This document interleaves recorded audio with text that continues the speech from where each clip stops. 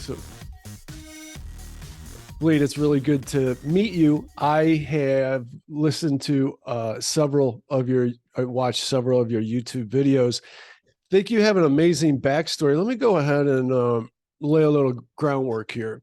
I'm with Fleet Maull, PhD, and he is an author, a Zen master, and meditation teacher who delivers his training around the world in person and online throughout the Heart and Mind Institute.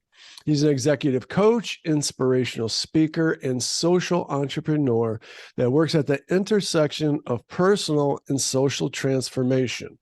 And I want to ask you about that, but I want to just continue with a couple sentences.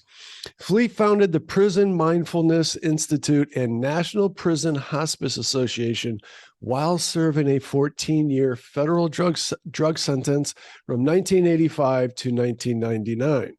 He's also the author of Radical Responsibility: How to Move Beyond Blame, fearlessly live our higher purpose and become an unstoppable force of good in the world. And I find that to be very interesting. You just saw Charlie, the creative director, walk by in the background there.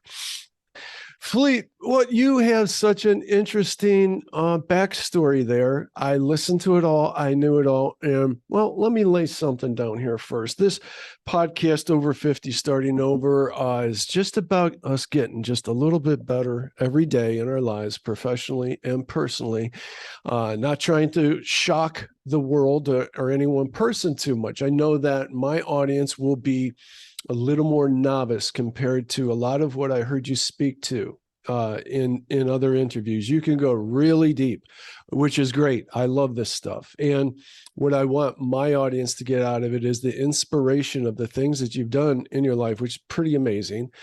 And also, I'd like to, if I could, prod you a little bit towards the end to later on to walk us through some introductory meditation techniques and how we can get started on something, a sustainable practice, and talk a bit about that. First of all, I wanted to ask you, how did you get started in Zen? At what point? And how did you find yourself in a 14-year prison sentence and found the Prison Mindfulness Institute and National Hospice Association? Three-part question there. Okay. I'll try to address that succinctly as best I can. Sure. I think growing up, I was always interested in the mind, psychology. I know I grew up in a Roman Catholic household, and there was a kind of sort of family joke that I would end up being a priest.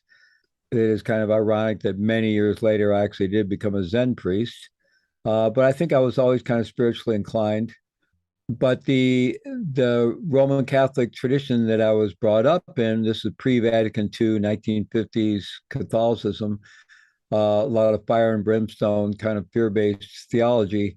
And it didn't resonate with me at all. I remember being in kindergarten and reciting catechism and kind of going, I don't know, it really just never landed with me. I was actually an altar boy at one time.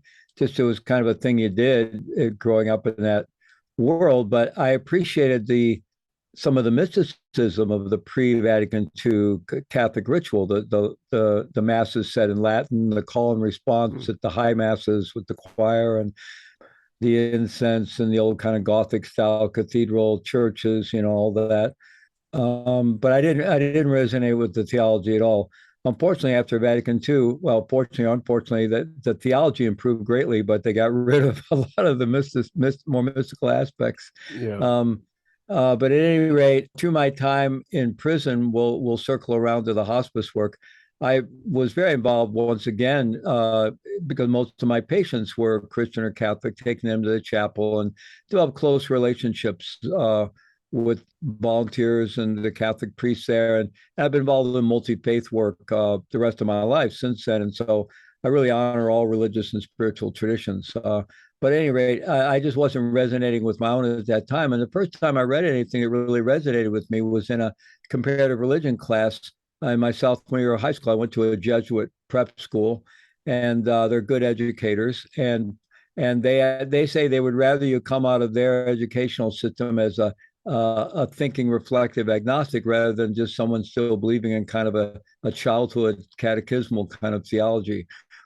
So at any rate, when I first read some writings from the Buddhist and Hindu traditions, it was the first time I ever read anything that made any sense to me, especially the Buddhist writings that we read in that comparative religion class. And I kind of just recognized something in my own DNA, like, oh, this is me. And then shortly after that, I think that summer, I read a book called Zen and the Art of Archery by a German author named Herigel, who had spent time in Japan studying with a Kyudo master. And that study of the Japanese Zen archery ended up being kind of a deconstruction of his ego in relationship with his master in that discipline. And so I really began to, I recognized this is me, this is my path. I began thinking of myself as a Zen Buddhist at the time, started reading all the D.T. Suzuki. There wasn't a lot published back then, but D.T. Suzuki and listening to Alan Watts and all of that. And I just continued, I grew up in Missouri, so there wasn't a lot going on. And, it wasn't like being in California or New York. And so it really wasn't until I ended up in South America living as an expat that I started to meet other people that were so spiritually inclined like myself. But I had continued to read books, and I'd kind of ended up zeroing in actually on the Tibetan Buddhist tradition. And there were only 3 or 4 books that had been published in that tradition at that time.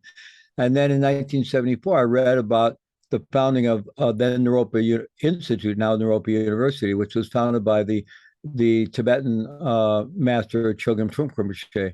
And the minute I saw his name and saw, I knew I had to go there. So I ended up going there and getting a master's degree in Buddhist and Western psychology and becoming a student of his. And that became my core tradition. You went to Tibet to get that? I'm sorry, you went to Tibet to get that? No, he was here in the U.S. He established Naropa Institute in Boulder, Colorado. Okay. And so he had left Tibet, originally came to England and then came to the U.S. And he was really an iconic figure of the 1970s, 80s, 90s. Well, not 90s. He died in 1987, but he was a really iconic figure of that era. He had relationships with Allen Ginsberg, and I think Bob Dylan knew him, and he was kind of an iconic. He was a poet. He was this kind of Renaissance figure as well as being this incredible meditation master. And so I ended up becoming a close student of his. Now he was very influenced by Zen as well. He had close relationships with Suzuki Roshi, Maizumi Roshi, and other Zen teachers who were teaching in America at that time. And so there was always a thread of Zen even in my Tibetan Buddhist community. But then later, while I was in prison, I ended up also studying with the Zen master, Bernie Glassman, who's a social activist, integrating Zen and social action.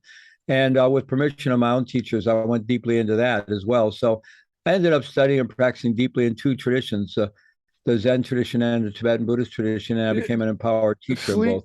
Can I ask you at that point, can you define the difference between the Tibetan Buddhist tradition and Zen? I thought they were almost one and the same. No, they're quite different, but I mean, they share a lot of similarity. So Buddhism is a very broad tradition. It has kind of what's called the basic vehicle, basic Buddhism, which is really about cleaning up your own act. It's about personal liberation, about learning to stand on your own 2 feet, becoming an integrated adult individual, right? And then there's what's called the Mahayana tradition, which is landing one's motivation in the aspiration to save all sentient beings from suffering. So it's a much broader motivation. And most of the northern Buddhist traditions are Mahayana. So all of Chinese Buddhism, Japanese Buddhism, Tibetan Buddhism, Korean Buddhism, and that includes Zen, Pure Land, and the Tibetan Vajrayana traditions. The kind of basic Buddhism that's mostly about personal liberation remained in Southeast Asia, so Burma and Sri Lanka and so forth. But it all shares the basic Buddhist teachings, and it all shares an emphasis on training the mind. And Zen and Vajrayana in particular, Tibetan Vajrayana and Zen, have a very strong emphasis on practice and training the mind. And in terms of their philosophical understanding of mind and the nature of mind and stuff, there's a lot of similarity. In form, they're quite different. Tibetan Buddhism and Vajrayana includes all of these inner yogic traditions. It's a very sophisticated tradition. It's kind of like I think of it, and this is not to denigrate any other tradition, but I tend to think of it as kind of like the Harvard or the Stanford or the Oxford of spiritual work and yoga work, because they took everything and then were isolated in Tibet for like 1,500 years and just really worked on it. And it's really quite an amazing, deep tradition. And total But mind and body integration too. absolutely. Yeah, very, very deep inner work and very much complete body mind integration. At any rate, I'd always kind of been on that path. I'm a baby boomer. I came of age in the 60s and went headlong into the counterculture as well. I was a classic graduate from high school, classic angry young man, and big hole in my gut, and got involved in the anti-war politics and the drug experimentation and all the rest of it. And I tended to take things to an extreme. So before I could untangle all that, I ended up in prison on drug charges. But But I'd already been trained as a meditation teacher and been practicing Buddhism for 10 years before that happened. okay, so how did it happen? I because I know the story. I listened to some of your other stuff, and I just wanted to share Mhm. this with the listeners because I thought it was really interesting that you were already practicing Zen for quite some time, and you were going to school in Peru, correct? Isn't that correct?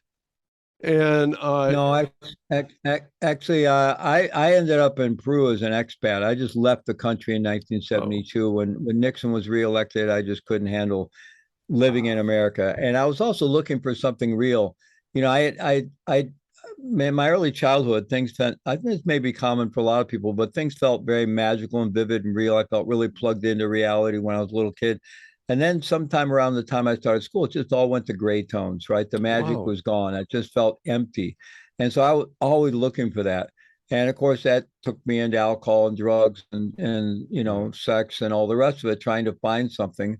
But it was really my inspiration to go to Peru and go to South America was really to get away from the US at that time, as if geographically distancing oneself would change anything. Mm.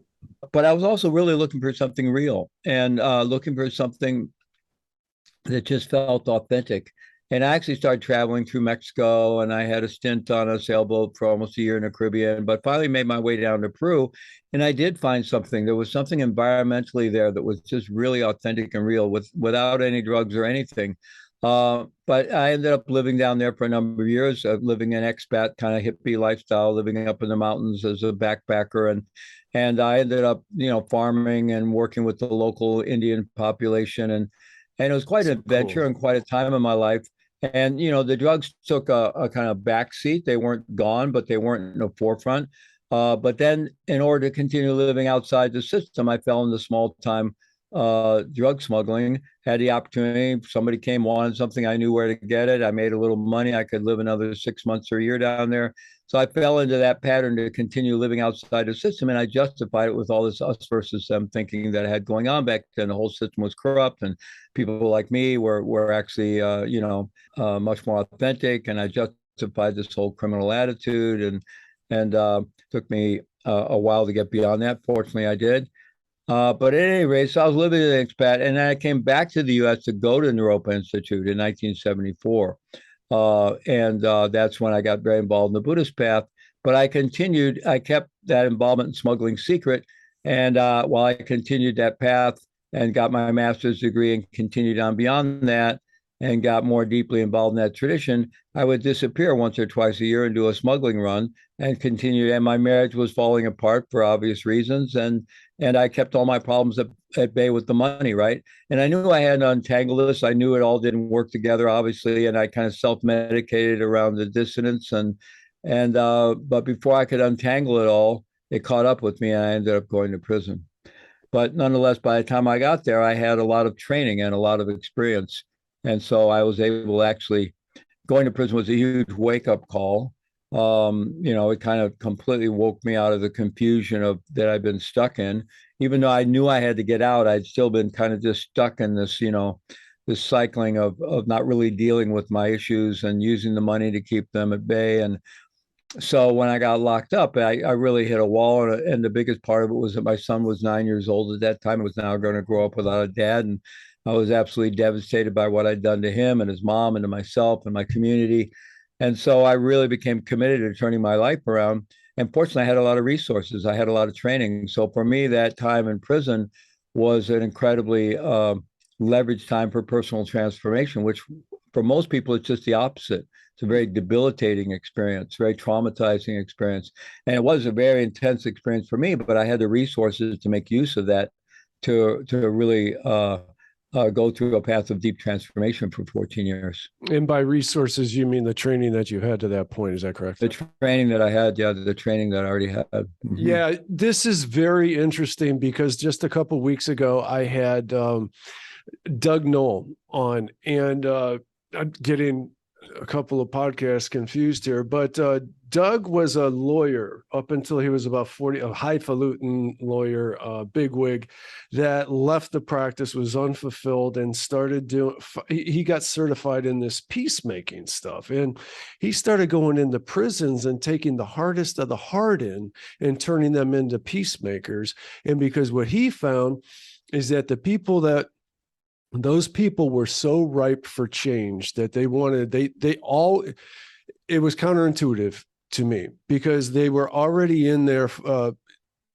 subjected to a life term. You would think that, oh, with all hope lost, they would be the most violent of all. It was quite the opposite. They were like, look, this is the rest of my life. I want this to be a little more sustainable than it is. It's too violent right now.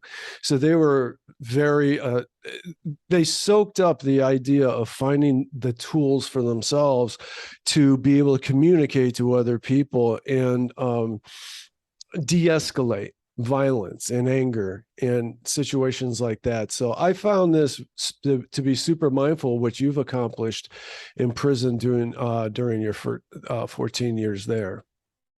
It's true, especially if you're talking about lifers and people doing very long sentences in high security prisons. There is a sense of being ripe for change, and there are a lot of lifers who are amazing practitioners and doing amazing things inside prison. It's certainly not all of them. There are also still a lot of people still caught up in the game, and it's amazing that somebody can get a long prison sentence and still have that not wake them up. But it is entirely possible. But there certainly are many who do, and you know, during my time, I had the opportunity to work with a lot of men. I taught meditation. I had a twice a week meditation group in the chapel for 14 years. I was very active in AA and NA recovery work. My day job was teaching school, helping other prisoners learn to read, get their GED, study for college classes. And with another inmate, I was in the right place at the right time to start the first hospice program in a prison anywhere in the world. This was the U.S. Medical Center for Federal Prisoners, the highest security federal prison hospital in Springfield, Missouri. So the patients all came from the penitentiaries like Lewisburg and Atlanta and Lompoc and so forth, and Leavenworth. And they came there for medical treatment, and then usually were sent back to their penitentiaries unless they were terminally ill, and they would stay there and die there. And so they were dying in horrendous conditions. And when I got there in 1985, the AIDS epidemic was just really taking off, and people were dying with almost no pain management at all and just horrific conditions. And we managed to get a hospice program going, and where we trained other prisoners like ourselves how to be caregivers and as volunteers in their free time, going up in the hospital, and you'd be assigned to a particular patient, and you know you'd be with them for their visiting a couple hours a day as much as you could through the course of their illness and their dying. Now, a few got released on a compassionate release, very few, or maybe they survived. They didn't die before their time ended, but most of them died there, and you know, they're in very isolated circumstances. Many of them came from penitentiaries, and they're isolated. Their family is back in the penitentiary. A lot of them don't even have connection to their birth families anymore. If they do, a lot of very poor families can't afford to come visit them, so they're isolated up in these medical wards, you know, and they're dying. And you know, it's you can't imagine a worse situation almost. So to have a fellow inmate there who they get really cares about them and they can trust, and you know, it's really becomes a very profound relationship. You become really a surrogate family member for them, and so that was very profound transformational work, and I saw it transform a lot of lives. Both the volunteers who did that work, incredible transformation for them. but many of the patients in being part of that kind of caregiving, it was transformative for them. And it influenced some of the staff there, some of the staff that saw inmates caring for other inmates in this way, where they just regarded everybody as thugs, right, and less than human. And they saw their humanity. It changed their minds, right? Yeah. So that was a very powerful program. But what really underlied all the work I was able to do in prison, I ended up starting two national organizations, one to promote prison meditation, mindfulness, prison dharma work throughout the world, and the other to promote that hospice care model. And there's now probably 70 or 80 hospice programs in state and federal prisons as a result of that. But really, the foundation for doing all of that was my meditation practice and my commitment to that, just being really seriously dedicated to working on myself and walking the talk, and being really a strong daily practitioner and continuing my own study, and really trying to walk the talk of a dedicated Buddhist practitioner and Buddhist monk while living in prison. And I also knew, and it's interesting, the name of your podcast. Originally, I was sentenced to 30 years, no parole. I was 35 at the time. The paper the next day said I'd be 65 before I have any chance of release. And I thought that was the deal. I thought my life was pretty much over. And it wasn't until I got to the federal prison and figured out how the good time worked. I was fortunately sentenced prior to 1987. And so I was sentenced under what they call the old laws. And back then, you got a lot of good time if you stayed out of trouble. So on a sentence of the length of my sentence, you got 10 days a month statutory good time, and you could just count that up, take it off the end of your sentence, and that was your statutory release date. And then you also got 5 days a month. They called it sometimes extra good time, camp good time, work good time. If you kept the job and stayed out of trouble, you also earned that as you went. So it wasn't until I'd been in for a while that I figured all this out. But I finally figured out that, okay, if I stay out of trouble, I'll serve 18 and a half years.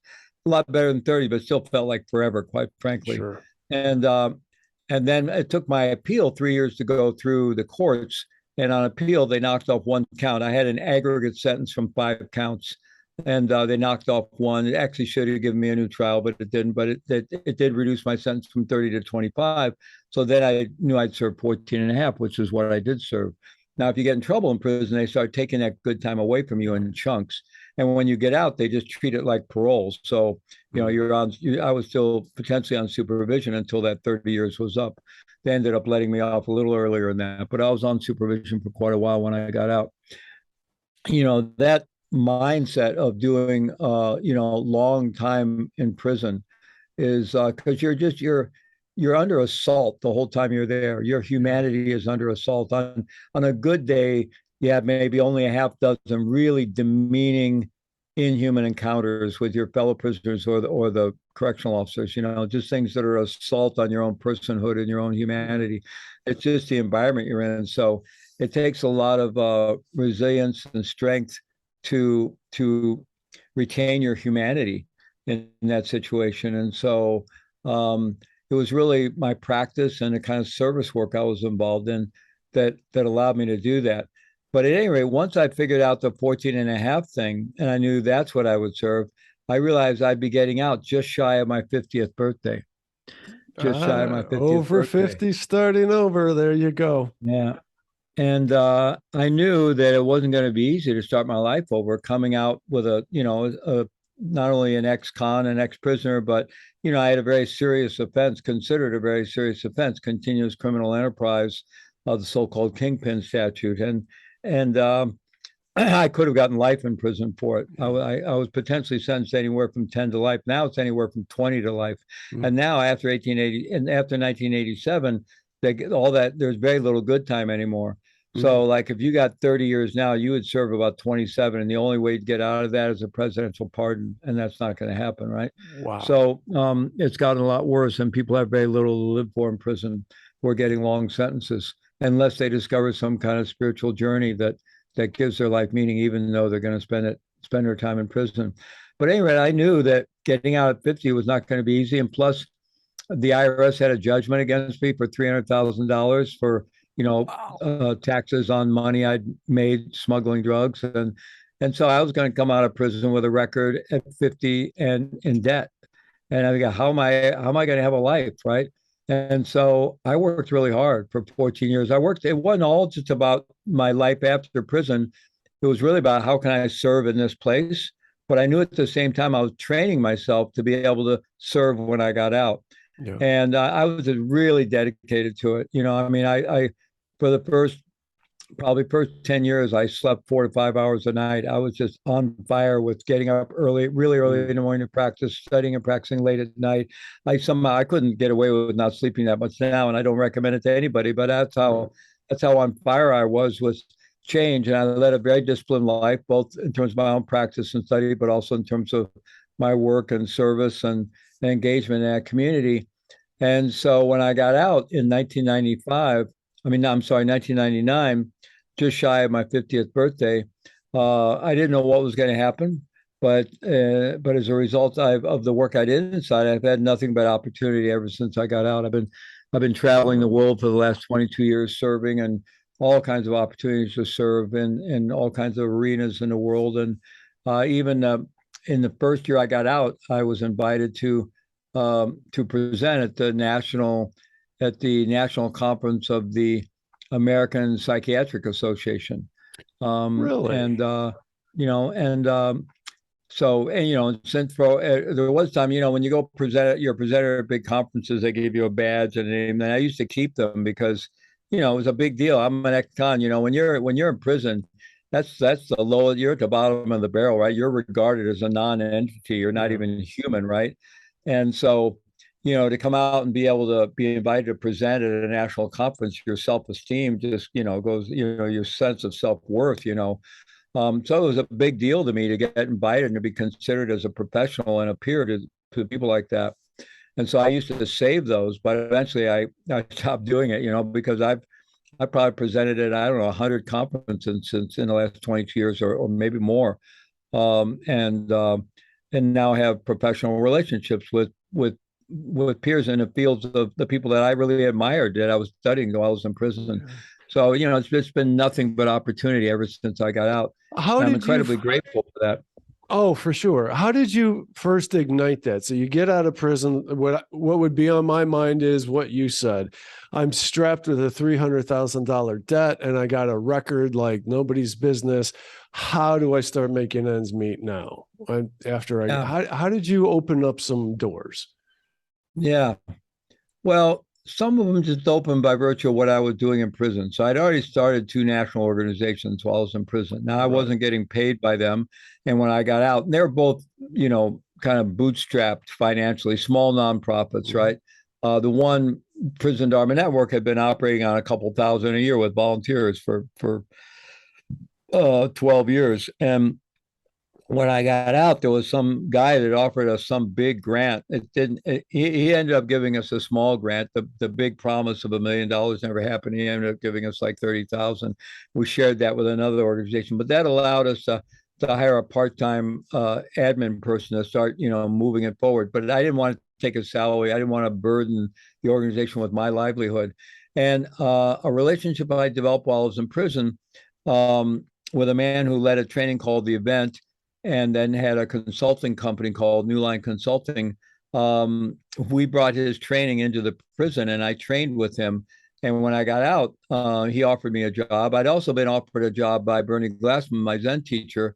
I was thinking of going to New York and working at the Grayson Foundation, but then his wife died, and he kind of left that and was wandering. So that was all kind of up in the air. But my friend Purna Steinitz of The Event and of New Line Consulting, he offered to help me get me going, and but he didn't have any work in Colorado, and they wouldn't let me leave Colorado because I was under supervision. Wow. So he helped me rent a little office space and kind of helped me for 6 months. And then at the end of 6 months, he said, "I can't help you anymore. You're on your own." And it took me about 6 months to get my first consulting client, and I ended up getting a client out of a little ad I had in the Yellow Pages. And they contacted me. They interviewed like 10 people. They ended up hiring me. I'm pretty amazed. And that was my first consulting client. I negotiated a $5,000 a month retainer, and I was off and running. And so I've Nice. always had a management business, consulting business ever since then. It hasn't been the primary thing in my life. It could have been, but it wasn't really my primary passion, but it's been a good livelihood. I've continued to build the nonprofits. Today, I do receive a salary from the nonprofit. In 2010, when I moved the organization to the East Coast, and I was no longer, also when I got out, I was invited to teach at Naropa University, where I graduated from. So I started teaching there. So, for the initially when I got out, I was teaching at Naropa University, and I was getting paid for that. I was doing the consulting work and earning money there. I was very involved in the nonprofits on a pro bono, not taking any salary there, and so that was kind of my life, as well as continuing to pursue my spiritual path, and very involved in studying with my teachers and so forth, and also involved with the Zen peacemaker work, and starting to get further involved with that work of our bearing witness retreats at Auschwitz-Birkenau and all of that work. So, and most of all that was pro bono, but where my income came from was from teaching at university and from the consulting work. And I was very fortunate that my brother-in-law was a lawyer. One of my brothers-in-law was a lawyer. And, I told him about the debt I had. He said, let me have my partner look into it.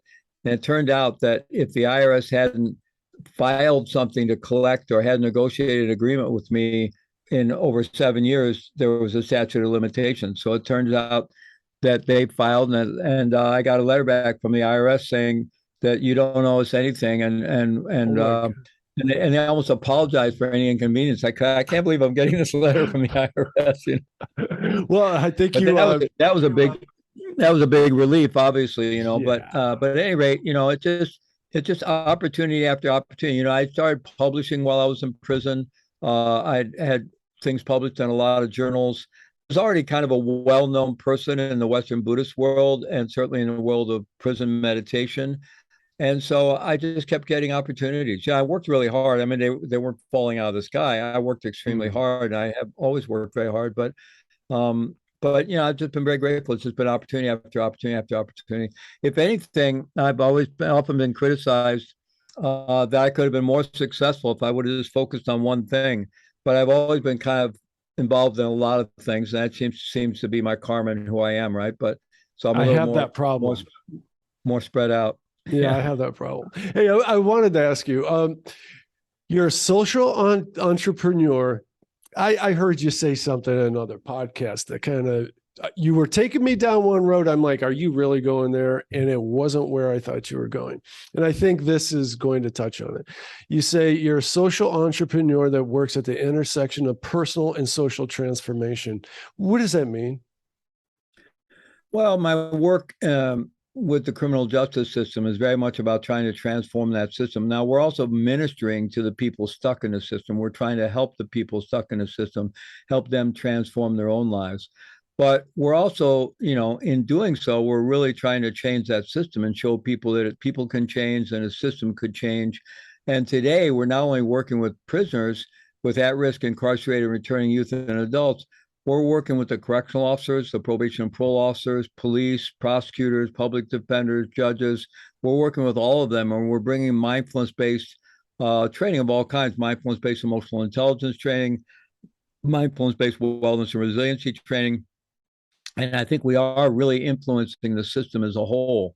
The work I do through the Zen peacemakers and bearing witness to genocide is really, and doing the peacemaking work is about system change and culture change. And so my work has always been involved in, my first Tibetan teacher, Trungpa Rinpoche, his whole vision, it wasn't just about one's own personal spiritual path. It was about creating a more enlightened society altogether. And he was a Renaissance figure who worked with every aspect of society. And he felt, we need to have police who are mindfulness practitioners. We need to have enlightened police. We need to have enlightened military. We need to have enlightened healthcare. We need to have enlightened everything. It's not just we're going to create some little enlightened world for some yogis to go hang out in. He was really about, no, we have to bring enlightenment to the world. And so that was always my orientation, but it's grounded in personal transformation. You can't have social transformation without personal transformation. And that's actually a big rub today because, there's the worlds I've been part of for a long time, the kind of social action, social justice, social transformation world, have veered so much into this very kind of victim mindset oriented thing Yes. that has no focus on personal responsibility, no focus on personal transformation. It's all about the world has to change. The world and the terrible system is victimizing all these people. And it's not that that's not true, but It's the and that's approach. why my first book, Radical Responsibility, focused on personal responsibility. My second book, following that, is going to be about collective responsibility. And I do believe we are our brother's keepers, and we do have to embrace collective responsibility for our world. Mhm. But you can't have people who don't embrace personal responsibility can't do collective responsibility. You just get out and make a bigger mess. Even if you win some Yes. battles, you just create the next backlash, right?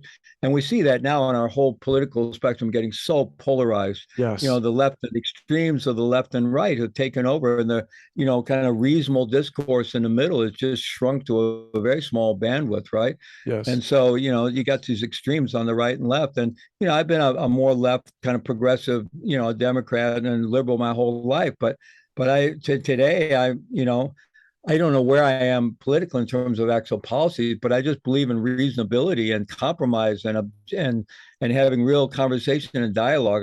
The situation we have is so completely broken. And Yes. so, if we want to change the world, we have to change ourselves at the same time. I mean, Gandhi's famous for the quote, be the change you want to see in the world, right? Yeah. And it really works that way. But it's not about just focusing on myself and forgetting about the world either. I think we have to do both simultaneously. And so that's this idea of working at the intersection of personal and social transformation.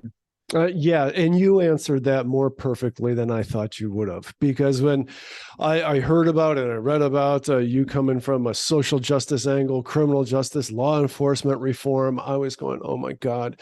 But then you explained it well that those things went into a victimhood mentality. And I just wanted to stress that again, because that's exactly what happened. And I'm wondering, when you were working with prisoners and then you were offering them mindfulness meditation practice, was this a transformation from also a victimhood mentality into a self-responsibility mentality?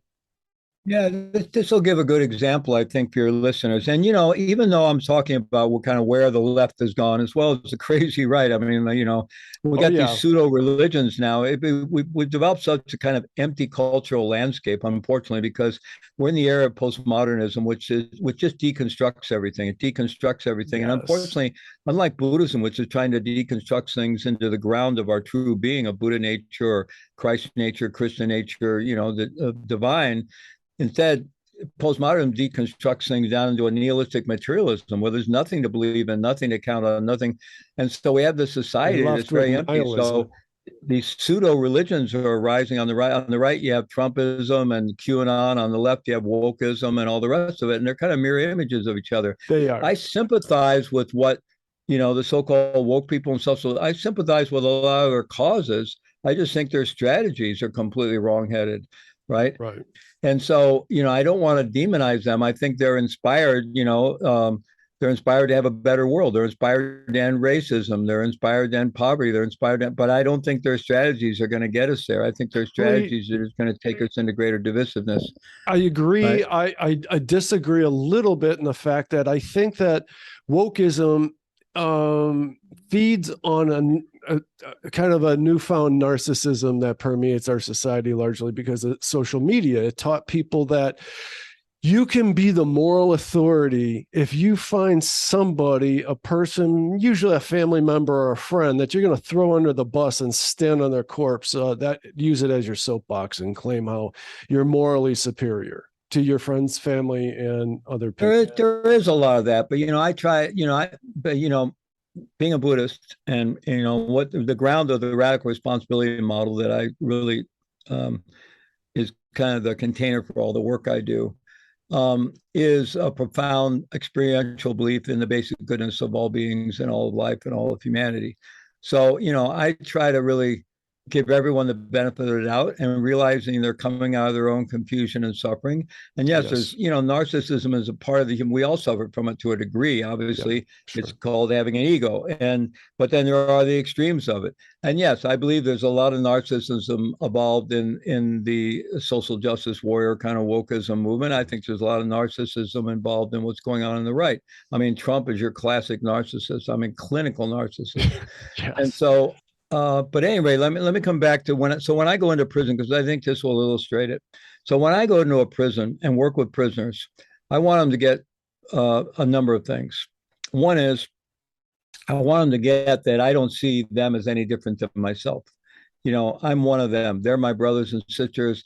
I was there long enough that I can understand some people get out of prison and never want to look back. They just want to leave that world behind, forget they were ever there. And it's very understandable. But it was such a big part of my life that I just couldn't do that. And it's just part of who I am today, right? It's really made me who I am. So I feel very close to that world and to my fellow human beings who find themselves incarcerated, however they ended up there. And so I want them to get that. I also want them to get that I understand that most of them have had really rough lives and been victimized in countless ways. The vast majority of people that are locked up were practically programmed to get there by the circumstances of their life, often severe childhood abuse, physical abuse, sexual abuse, emotional abuse. Yes. When you get to know people in prison, and we did a lot of deep training work in prison, the event training that we did during the last 4 years that I was there, we get 30 men in a room for 3 days and create a safe environment and take them deep into that stuff. And 90% of the men in the room every time extreme childhood abuse. So it's there. And I also want them to get that I realize the system is unjust and our criminal justice system is highly racist, whether by design or by default, but it's incredibly racist in terms of arrest policies, sentencing policies, prosecutions, and so forth. And so, and there's all kinds of injustice. So I want them to get that. I really get that. And that it breaks my heart to see any human being locked up in jail. And I realize most of them have been victimized their entire lives. I really want them to get that. And they do get that because that's who I am. And that's how I see the truth of that.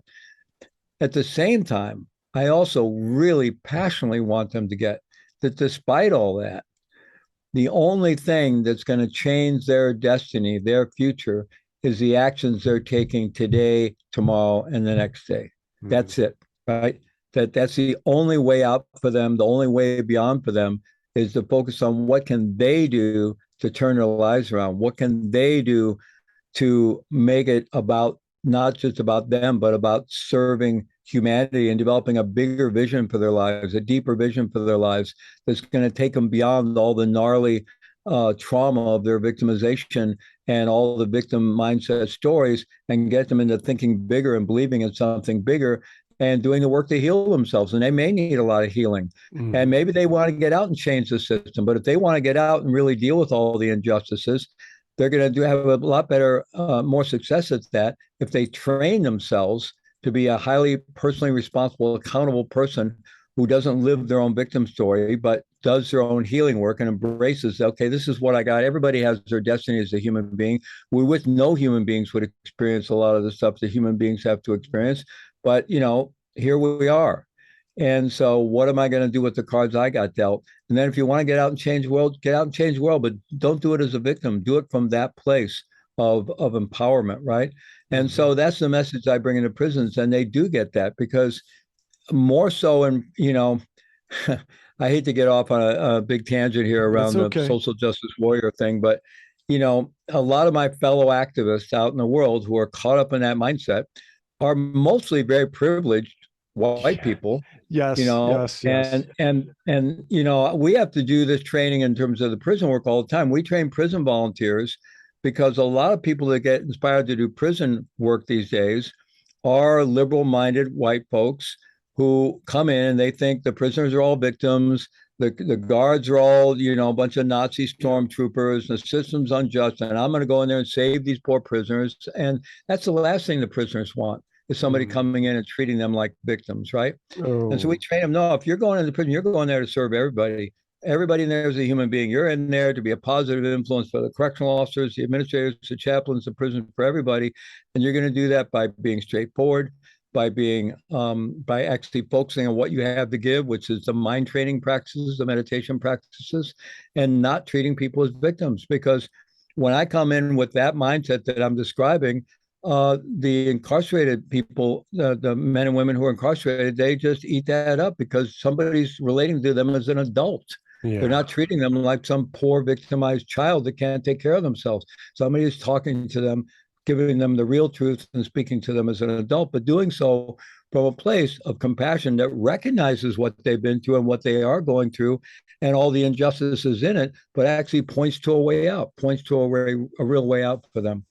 Oh, that's beautifully put. I wanted to back up a little bit when you were talking about getting them into meditation. I remember hearing you talk about this is a common thing with meditation, and it's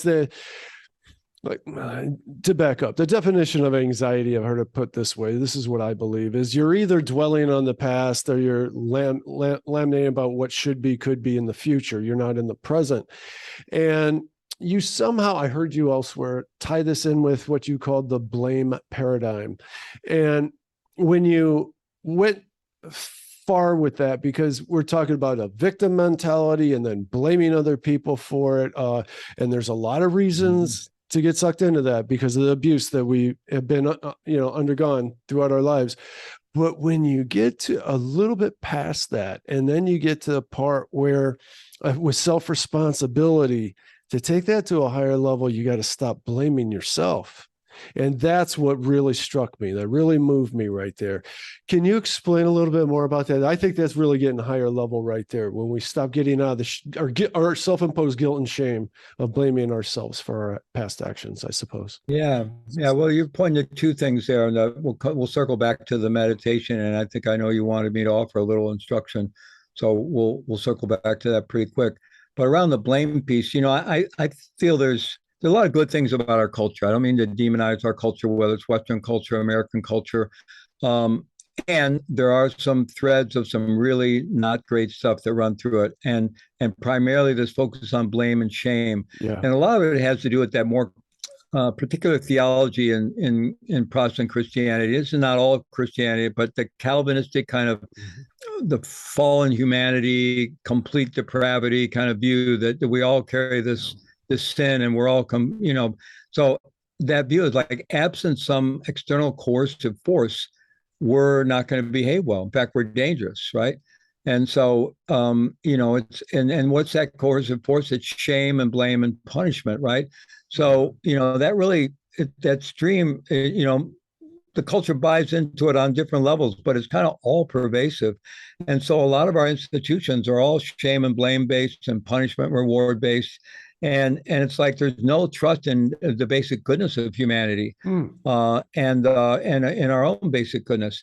Absent fear, we behave really well. If you look around the world, what do 99% of the people do every day? They get up, they take care of themselves, take care of their kids, they cooperate, they queue up at the well, they drive on the right side of the road. We're incredibly cooperative, collaborative beings, absent fear. Now, if we get really afraid, then we'll start acting in untoward ways to meet our needs, right? So if we want a more just society and a more enlightened society, less violent society, we need to do everything we can to lower the fear level, right? Yeah. Give everybody the opportunity to have a reasonable sense of being able to get their basic needs met. So the ground of our being is fundamentally good. There's tremendous evidence for that. And so, but this culture doesn't really buy that. It really buys into the notion that you have to kind of coerce people into good behavior and threaten them with shame and blame and so forth, right? Yeah. So it's just throughout our system, our whole penology, correctional system, criminal justice system is all built around that. But it runs throughout our school systems. It's just everywhere. So the radical responsibility model is about transcending that blame and shame paradigm altogether. And the key distinction is here, the difference between blame and ownership. So radical responsibility has absolutely nothing to do with blaming others, obviously, but it has absolutely nothing to do with blaming oneself. And it certainly has nothing to do with blaming victims. It's simply about owning our present circumstances. Now, sometimes by being really honest and looking into our present circumstances, we can see various ways that we contributed to that. And we look at that not to blame ourselves for that, But because if I can see that I had some role in getting from point A to point B to point C, and I'm not happy about C, I can take a different course next time. I can learn something about how my mind works, how the world works, how relationships work, how psychology works. And I can see, oh, if I had taken a right turn there instead of a left turn, I'd have gotten a better result. So I'm looking into my own participation in my present circumstances only for the purpose of learning, never for blame. And it requires developing deep self-compassion and basic friendliness and kindness towards one's own being to really be able to look deeply anyway, to have that kind of honesty. Otherwise, you're not going to look because you're too afraid it's just going to trigger you into self-shaming and self-blame, right? Yeah. So we really need to work on developing that self-compassion and having a fundamentally friendly, kind relationship with ourselves, really believing in our own basic goodness. And we can do that through various contemplative practices. And then we have more willingness to really look and see, and we get more clarity about how things work and how we have participated in creating some of our circumstances.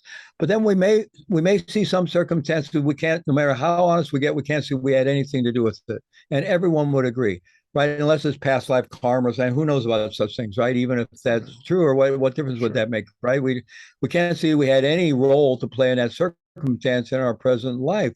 So what would ownership be at that point? It would be owning my choices.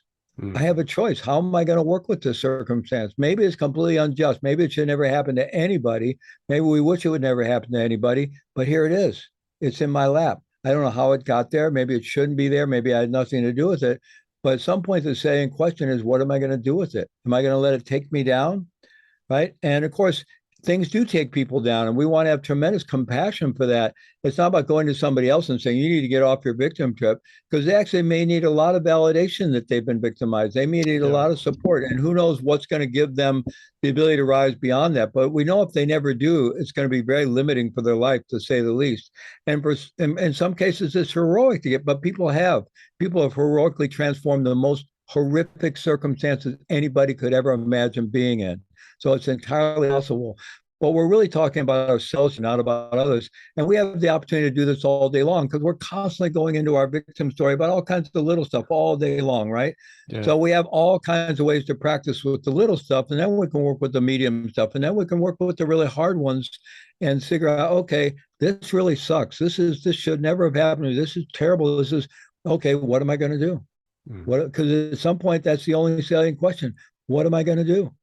What's the most creative response that I can make that's going to carry my life forward in a beneficial way for myself and others? And that may involve seeking justice, but seeking justice from that mindset is very different from seeking justice from the mindset of a victim, which really just cycles one into further shaming and blaming at others. But that's always a mirror image of shaming and blaming oneself. The two are always going on together, right? So that's why, to get out of this habitual pattern of continually blaming others, we have to stop blaming ourselves, because the two are part of the same psychological dynamic. Yeah, no, very well said. And all of that creates anxiety. Anxiety creates everything that's, in my opinion, is wrong with this world. Okay, making a little shift here, Fleet. Are we ever too old to begin meditation? Absolutely not.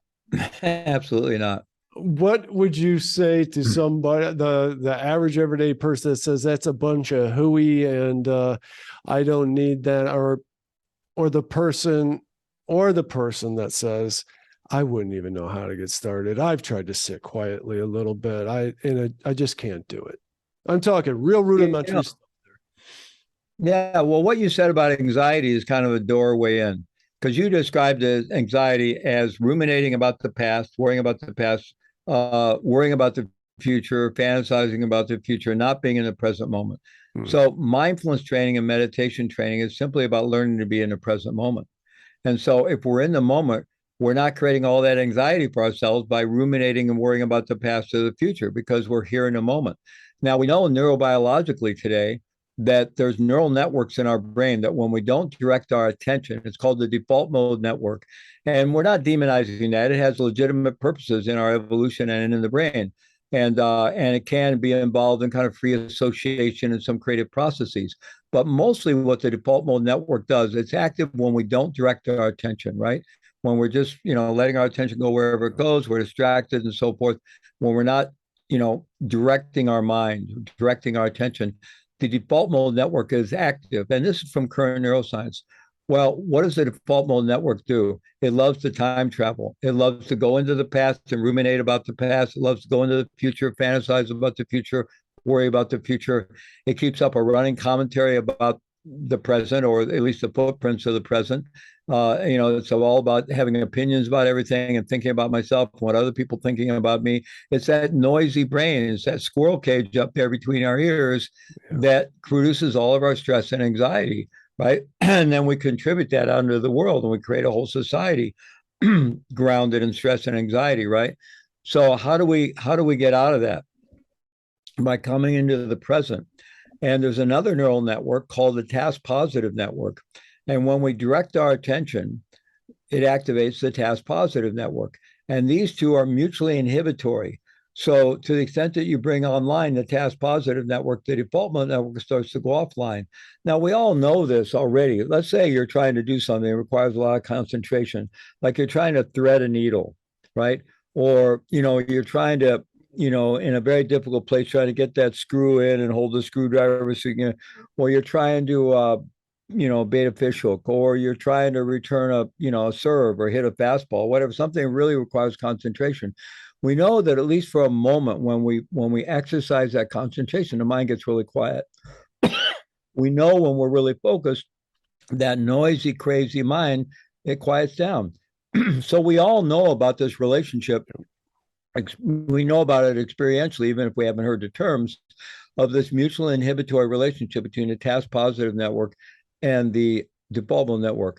So by just training the mind and the body to synchronize mind and body, that they're in the same place at the same time, doing the same thing with awareness, right? So most mindfulness meditation techniques start off with developing mindfulness of body and breath. Mindfulness techniques always have an object, something you're paying attention to. You pay attention to something, the mind wanders, you bring it back. The mind wanders, you bring it back. Every time you bring it back, you're developing the muscle of mindfulness, the ability to make that shift from the default mode network to the task positive network. And you're developing the ability to be more focused, more concentrated, and actually live in the present moment. Life's pretty simple in the present. When life gets really complex is when we imagine, oh, it's going to be this and that. I'm going to, and I'm feeling this, and it's going to go out in the future. No, and nothing's ever going to, it's all, we create all that. It's all just thoughts. It's all created. And then the thoughts create emotions, and then we behave on those, and it reinforces, it becomes a self-fulfilling prophecy, right? We play out our own, so the answer is to get out of the squirrel cage, come into the present moment. Okay. And we can train ourselves to do that quite simply. And what a lot of people, when they first sit down to meditate, they encounter the default mode network. Well, we all do when you first sit down to try to meditate. I can't do it. My mind's too busy. It's crazy. It's all over the place. I can't focus. It's too hard. It's boring, all this stuff. And it's because they're not really getting good instruction. The key is make the body the focus of the practice to begin with. Feeling the body as deeply as you can, the actual physicality of the body. So you feel yourself sitting on a cushion or a chair. You feel the action of the breath. And then you can go even more deep. You can feel all the sensations on the surface of the skin. And then you can go more deeply, excuse me, into the interior landscape of the body, which is all sensory. Most of us don't realize this, but we have two capacities for sensation of touch. Right, you have the five senses. You have sight, sound, smell. I'm missing one: sight, sound, smell, touch. Taste, and touch. Oh, okay. And so, touch has two forms. It has exteroception. That's how we experience touch on the surface of the skin, like the weight of our clothing. And then you have interoception, which is the body's capacity to feel itself from the inside out. Now, we all experience that. We just maybe didn't have the term for it. When we experience pain, a headache, indigestion, any kind of internal pain in the body, we're experiencing that from inside the body. That's the body speaking to us. And actually, the body is sensory all the way down to the bones. Even the bones contain neuronal cells connected to the central nervous system. The body is this vast internal landscape, and it is all sensory. And we mostly ignore it completely unless there's some kind of discomfort. And we tend to live up in our heads. we're very visually and auditorially oriented. So we're very externally oriented, and then we're caught up in all our thinking, right? So we live up in our heads and we live out there, and we ignore the body. So by coming into the body and learning to really feel the body at an ever deeper level, it acts like an anchor. You know, many of us when we were children may have had one of those kind of blow up dolls, maybe a clown or something that has a weight in the bottom, and you push it over, comes right back, right? Mm-hmm. So by developing a deeply felt physical presence of the body, really feeling the body ever more deeply, it anchors us in a moment, makes it harder for the mind to wander, easier for it to come back. So if people emphasize the body in the practice more, they'll find that a lot easier. They'll get results much more quickly, and they'll actually enjoy the practice because they'll find their mind quieting down, and they'll feel more present, and they'll start realizing some of the real powerful benefits from the practice. So I've developed a model that I call Neurosomatic Mindfulness. And somatic is body, so it's really oriented that the sense of touch is kind of the portal. You can work with all the sense perceptions. You can even work with thoughts as the object of meditation, but it's much harder. The easiest is the body. To me, that's the best doorway in. And you emphasize the body and the breath, but really deep into the body and developing that deep anchor of the body. And then the neurosomatic part is that you tap into an internal organic neurobiofeedback loop where your body learns to self-regulate itself into deep states of attention stabilization and profound states of awareness, which lead to self-healing and all the promises of meditation. We all have this capacity, and the doorway in is by really being in the body, training ourselves to feel the body ever more deeply. Do you believe that anybody can do it at any time, anywhere? That was my question. Even a minute or two of it is helpful. That's really good to know, because one thing that we preach here is to not take too big of a bite of anything at any one time. And so exercise, for example, I use that one all the time. Don't go in thinking that, okay, I'm going to start my exercise program. It's going to be 2 hours a day, 5 days a week. You're going to fail. You're not going to want to come back. You're going to get too sore. It's going to be overwhelming. And then you're going to shame yourself and feel guilty and all of those things. This is where we always overwhelm ourselves with the mere thought of meditation. And so it seems like too daunting to even get started with. Yet a minute is good. I've heard from people a lot smarter than me that there's no wrong way to meditate. And what I want to ask you is posture important? Laying down, sitting down, doing cross-legged with your fingers touched together like this, and what do you think? I would like to say there's no wrong way to meditate. That sounds good. But I don't know if it's a very helpful thing to say. You know, it's really, there are effective and ineffective ways to do anything. I mean, just look at life. We all know that. If you want to accomplish anything in life, we all know there are effective ways to do it. There are ineffective ways to do it. There are shortcuts. There's more direct paths. There's skillfulness. I mean, in every aspect, we're rewarded for being skillful and being able to accomplish things, right? So why would meditation be any different, right? Okay. So there are much more effective approaches to meditating, right? I mean, if you sit down with kind of a slump posture and just let your mind drift around, and you want to call that meditation, well, okay, you can do that. And maybe at least you're not out there causing trouble in the world, but, you know, it's not really going to help you very much, right?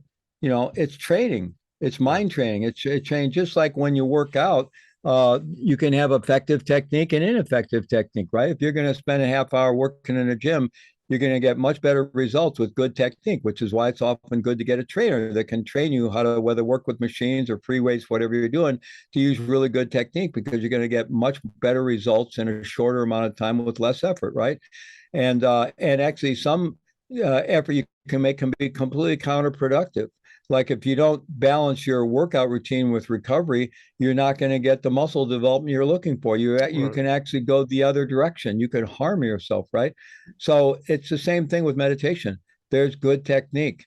And I think it's really, I think a lot of people struggle with meditation or try it and then never come back to it because they weren't given good instruction, right? They weren't given good instruction. So yes, posture is very important. Now, if somebody has physical limitations, I always say, if you need to do this lying down, standing up, leaning against the back of a chair, do whatever works for you. But if you don't have those physical limitations, it's very helpful to sit up with a good, straight, uplifted, but at the same time, relaxed, sustainable posture. There's reasons for that. It lines all kinds of things up in a helpful way in our body that's going to help us train the mind and train the body and train us into that body-mind synchronization, right? So good technique is really important. And I would encourage people to, if you're going to explore meditation, really find good teachers and find people that are teaching very precise technique. If somebody's saying meditation's anything, it's all wonderful, just do whatever you want, run the other way. No, I totally understand. Do you recommend, you alluded to concentrating on an object earlier, and a lot of us maybe, if you know just a little bit about meditation, you may know that a lot of people talk about staring at a statue of Buddha, and what you're really doing is trying to find the crevices in between, the negative space, and different things that preoccupy your mind in this way to keep the thoughts from spinning back and forth. Other people will say, concentrate on your breath. Notice each and every breath that goes in and out. And it's the same thing. It's to preoccupy your mind in the same way. What do you recommend? Well, I think the body and the breath are very helpful objects of mindfulness for basic training. They're happening all the time. Right. There's a lot of benefits besides the fact that they function well as a good object of mindfulness, and we already have them. And they don't require any religious view or anything else. Not that there's anything wrong with particular religious forms of meditation, right. But they're very simple and straightforward. They're always available to us. But there's also a lot of other benefits by bringing the practice into the body and aligned with the breath. There's all kinds of health and wellness benefits.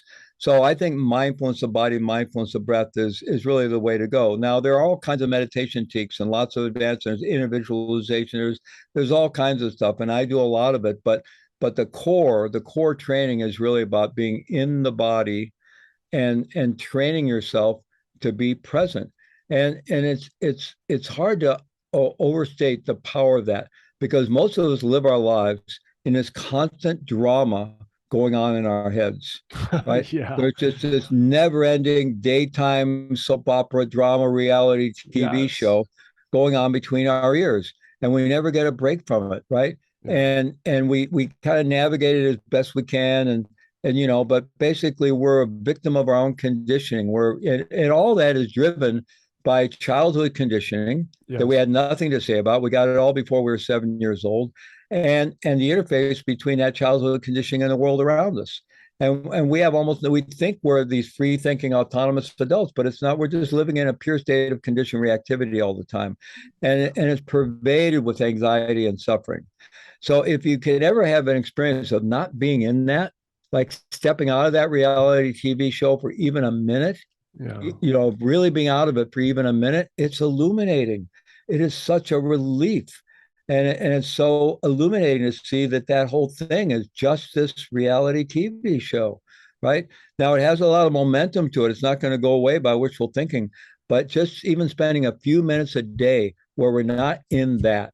We're not caught up in this reality TV show with the central character being me, and I got to get what I want. I'm not going to get what I want, blah, blah, blah, blah, blah, blah, blah, blah, blah.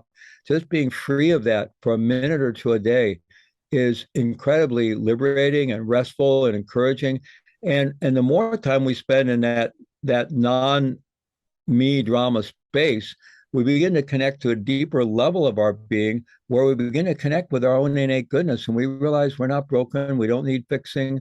There's a level of our being that has never been traumatized, and that the energy of that part of our being is love and compassion and wisdom and insight. It's all there already. It's all there already. So it's not that we need anything from anyone or anywhere. It's just about, letting the clouds part so that we can actually experience the truth of our own being. But it's easier said than done, because we have all this conditioning, and it's actually grounded in our neurobiology, and it's reinforced by the world around us all the time. But with the practice of meditation, we can actually step out of that. And even experiencing a few minutes of that a day can change the landscape of our life entirely. That was very well said. You put some perspective on something I never thought of. That I can't stop smiling about because I feel so silly. Because as you said, my life in my head is a drama, and it's I mean, guns ablazing, the whole thing, a reality show, all of that.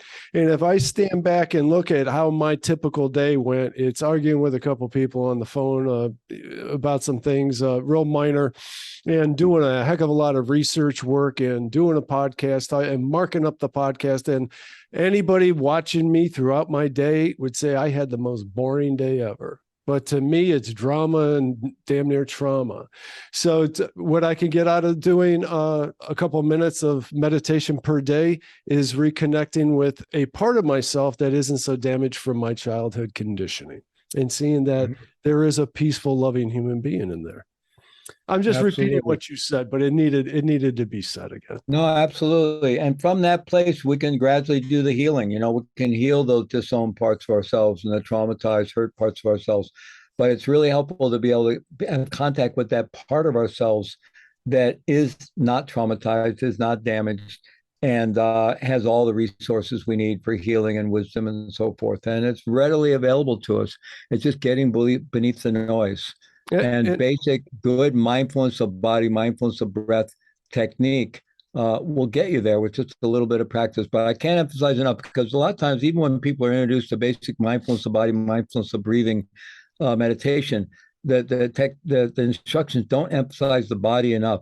mm, And they end up doing the practice from the thoughts, the chase thoughts come back. It's all yes, happening here, yes. instead of bringing the physicality of the body into it. It's like really going deep into feeling the body. It's not purely a cognitive practice.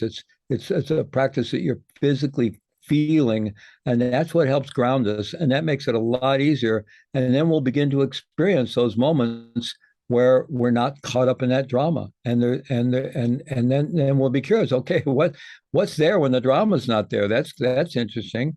That's interesting. And that's also a cure for the divisiveness that we are being fed all day, every day. You're Oh, not going to want to get, absolutely. go back to that after you feel a calmness from that.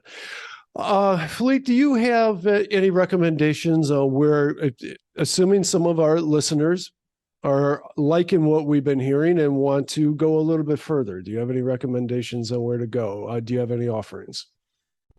Yeah. So I have a lot of courses: radical responsibility, neurosomatic mindfulness, loving kindness meditation in a very embodied way. A lot of different courses at Heart Mind Institute, and that's heartmind.co, heartmind.co. My basic website, you can kind of start there and find all my stuff, fleetmaull.com. And people are particularly interested in the prison work, prisonmindfulness.org, prisonmindfulness.org. So those would be the three places to start to learn a bit more about my work.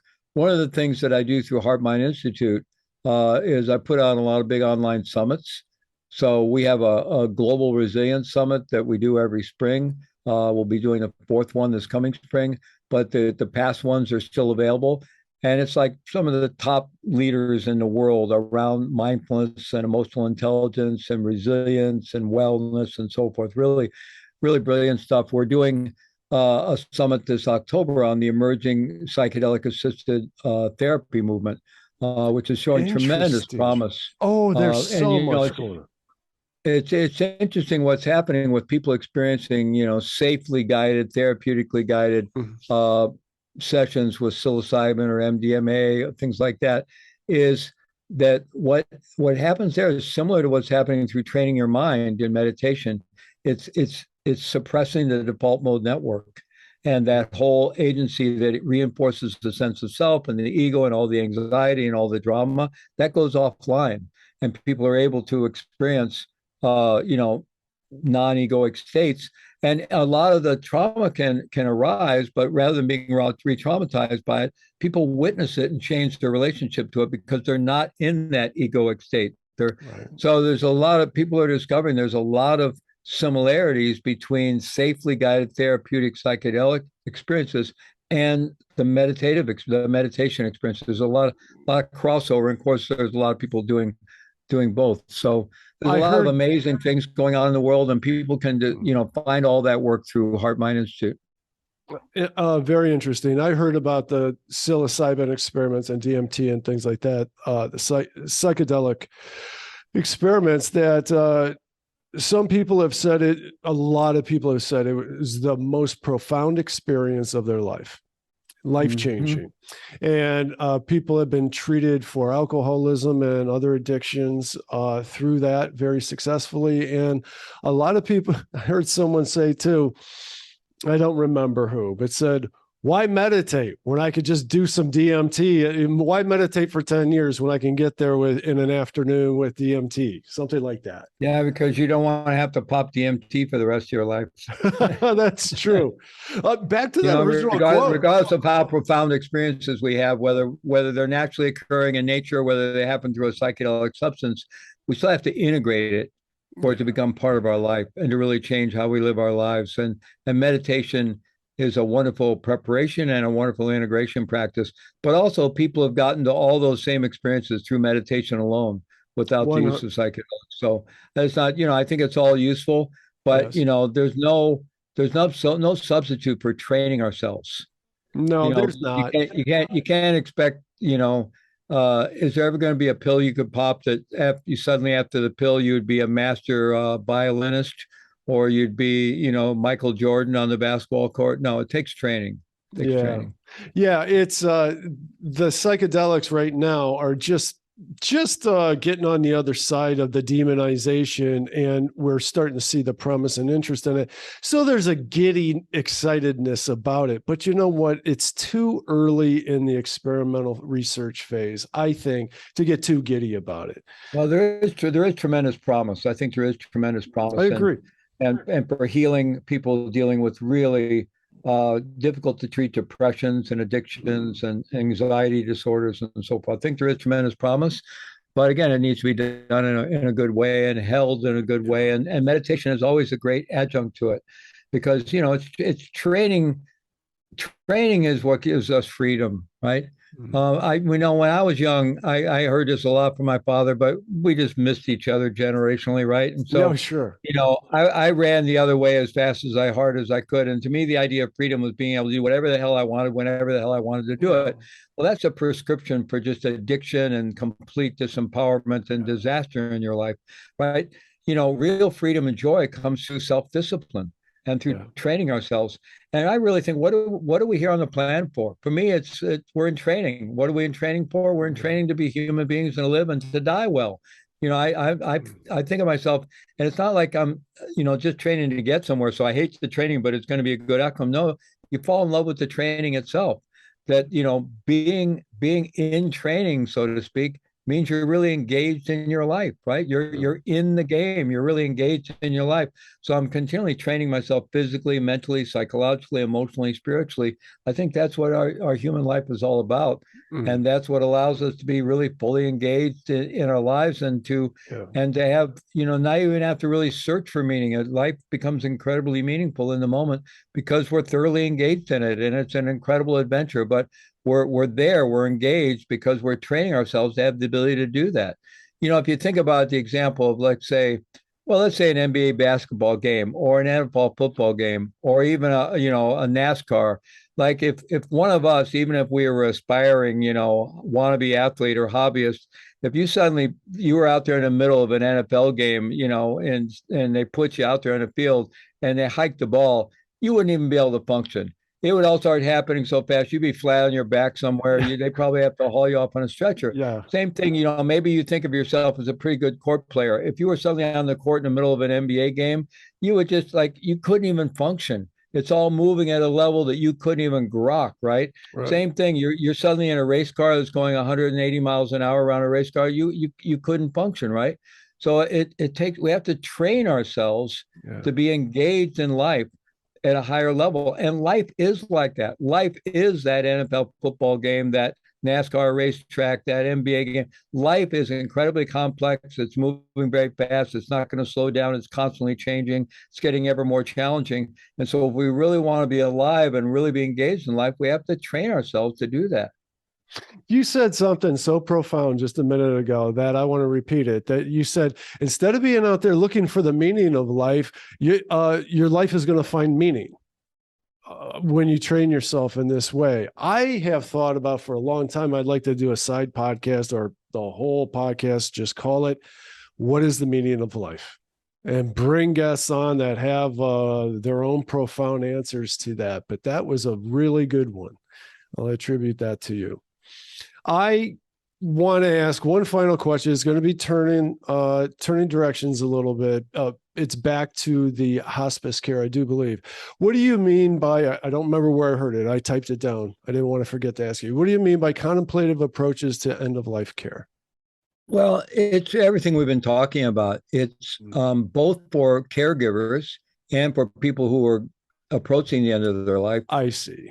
It's training ourselves to be present in that, to be present with mindfulness, to be present with compassion, and to be present without fear, that we can approach the end of our life without fear, that we can accompany someone who's approaching the end of their life without fear, and really engage and appreciate it as a natural part of life. And again, that takes training, because we've been enculturated to have a lot of fear around death, right? Mm-hmm. And if we've never really discovered our authentic selves, that we just live in the superficiality of our conditioning, then life is a scary, death is, life is a scary prospect, but death is certainly a scary prospect. And so, it takes a certain amount of training to have that composure and that mindfulness and that sense of groundedness in our own authentic self, to be able to approach our death with peace and equanimity and a lack of fear, and also to accompany someone else and care for someone else who's approaching the end of their life, so it doesn't create our own fear around our own mortality, right? And it's not to say that we're ever going to be completely free of fear, but even when fear is arising, we can be with that. It's just further information. We can just embrace that with compassion and just see it as energy, right? And not let it take us into constriction. So it's really, approaching the end of life, whether as someone who's approaching the end of their life or as a caregiver, with using these means for meditative training and so forth. Okay, that makes a lot of sense to me. I've said on this podcast before, I did all my Buddhist reading in my mid to late 20s and stuff many years ago, pre-internet, all that. I don't remember a lot of the specifics, but I remember a lot of the concepts. One of them being is that we should contemplate death regularly. And we have such a fear of that here in the East. Speaking to everything that you just said, if we just contemplate death, just a little bit here and there, it takes the irrationality out of it. It takes the direct, I guess irrationality is the best word, so that when a loved one passes, we don't go into a tailspin of a anxiety attack, because this is such a shock and a surprise, and a reality is being stripped away from us. So I think I got a little bit of that out of what you said about the contemplative approaches to the end of life care. And I completely agree. Contemplating death, being and keeping an awareness of the impermanence of life. It reminds us of the preciousness of life, and inspires us to really engage our lives more directly and not waste our lives, right? And it also gives life actually tremendous meaning, and so and actually, to contemplate death, we don't even have to contemplate someday when we're going to physically die. Death is happening all the time. Oh, yeah. We think of ourselves as this continuity of a self, right? Even our body is not that, all the cells in the body change. Mm-hmm. The body, that you and I are living in right now is not the same body we were in 5 years ago. Mm-hmm. It's a completely different body, completely renewed on a cellular level, completely different body. And the idea of a continuity of a self is an illusion. And even the continuity of this world we're in is all illusory, right? So it's actually all, it's kind of like when we see something get pixelated on a screen, right? It's breaking down, and there's all kinds of gaps. Or if you think of, when movies used to be with regular film, right? You have a bunch of frames, and there's gaps between the frames, but you run it through a camera quickly enough, you get the illusion of continuity. Well, everything is like that. So birth and death are happening constantly. We just imagine that they're not, right? And so, contemplating death actually opens us up to really starting to understand how reality functions. And constant change, for sure. Okay, with that, Fleet, I have all of your links right here that I am going to put into the notes on the post page. So guys, if you want to get in touch with him in any way, including his social handles, they will all be there. And any parting words for the audience, Fleet? Never give up and live your life with passion. And just get a little bit better every day.